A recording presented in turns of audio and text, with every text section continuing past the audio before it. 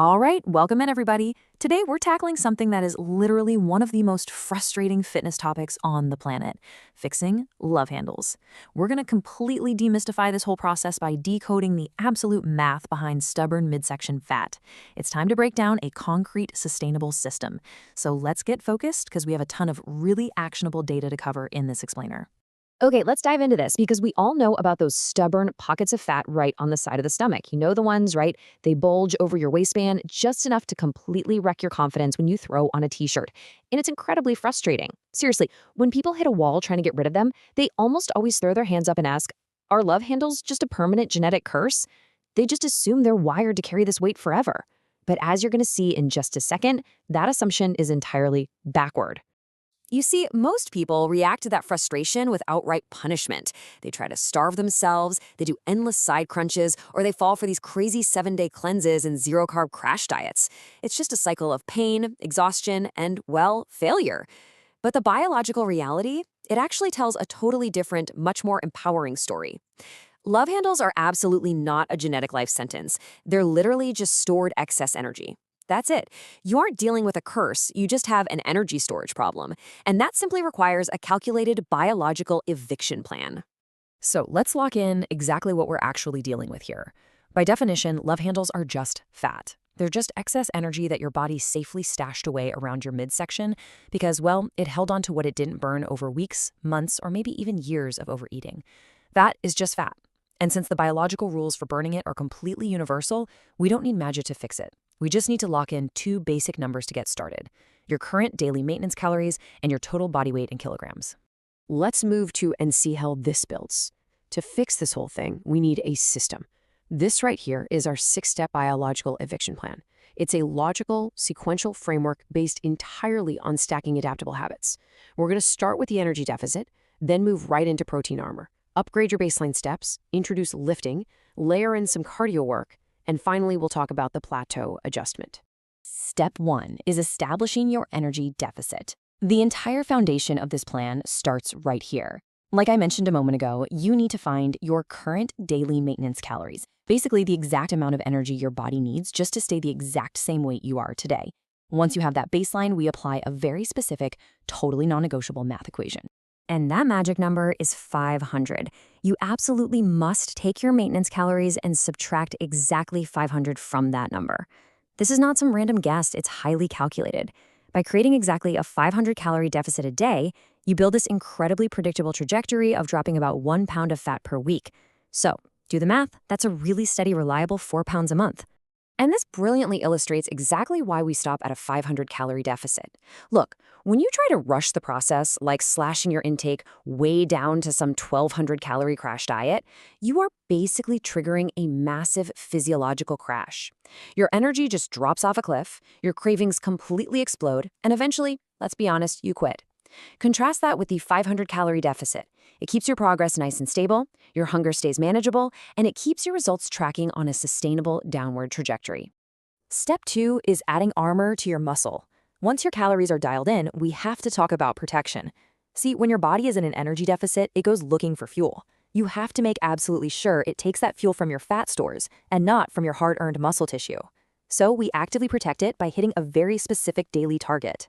Here is the math equation that basically acts as your muscle's armor. You're going to take your total body weight in kilograms and multiply it by 1.6 to 2.2. Whatever number you get, that is your daily protein target in grams.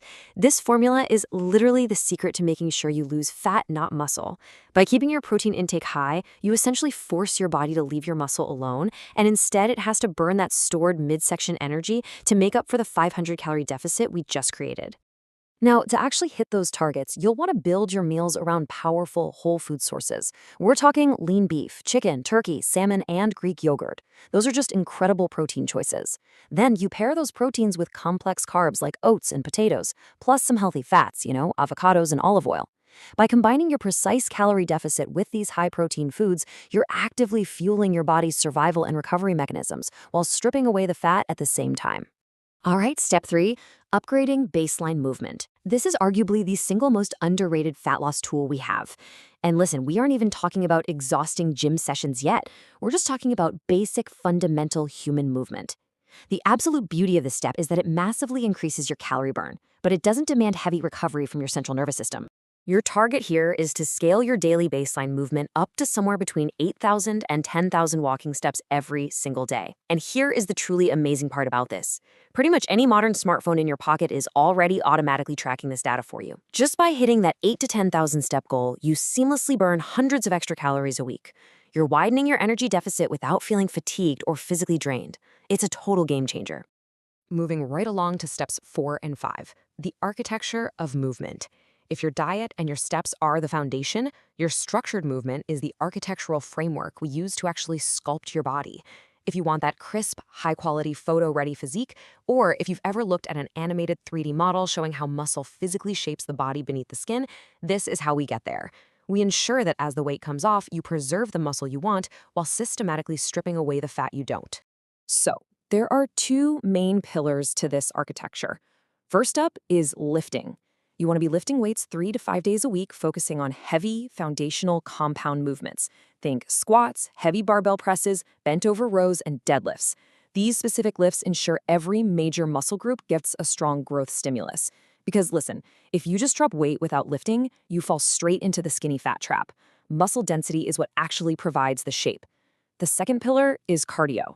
You'll want to integrate 2 to 3 moderate cardio sessions a week, keeping them right around 20 to 30 minutes. Pick something you actually like doing, swimming, biking, shooting hoops, whatever. It just serves purely as a steady burn mechanism. Now, what's really interesting about this slide is the complete mindset shift it demands from a lot of people. Cardio is a tool for steady calorie burn, not a punishment for eating off plan. Far too many people jump on a treadmill to try and somehow undo a bad meal, right? And that just leads directly to burnout and frustration. You really have to treat cardio exactly as what it is, a gentle, structured tool to keep your energy deficit moving smoothly. It is not a biological apology for overeating. Which brings us to our final piece of the puzzle. Step 6, preparing for the inevitable plateau. We really have to normalize this reality. As you drop weight successfully week after week, your body physically becomes lighter. And because it's lighter, it naturally requires less energy to move around. That shrinking energy requirement leads to a totally natural, highly predictable fat loss plateau where the scale just seems to stop moving entirely. So the crucial point is exactly how you respond to that plateau. What do most people do? Well, they panic. They slash another 1,000 calories out of their diet, or they force themselves into these exhausting daily workouts, which only results in severe burnout. But the correct response, the biological blueprint response, is just to make a micro adjustment. You simply drop your daily calories by a very safe 100 to 150, and you slightly bump up your daily step volume. Honestly, that is all it takes to get the fat loss moving again. If you follow this complete daily blueprint exactly as we've laid it out, you guarantee yourself 12 pounds of highly predictable fat loss over the next 12 weeks. Eliminating those love handles relies entirely on stacking these adaptable, logical habits, step by step. There's no magic pill here, guys. There is only the math, the consistency, and this biological eviction plan. I want to leave you with this final, really vital question. Are you ready to stop fighting your genetics and start applying this biological blueprint so your excess waistline fat has nowhere left to hide? The science is incredibly clear, the math is completely laid out for you, and the daily habits are totally within your control. It is time to stop the frustration, ditch those awful crash diets, calculate your numbers, and start your eviction plan today. Thank you so much for joining me for this explainer, and I absolutely can't wait to see you apply these steps.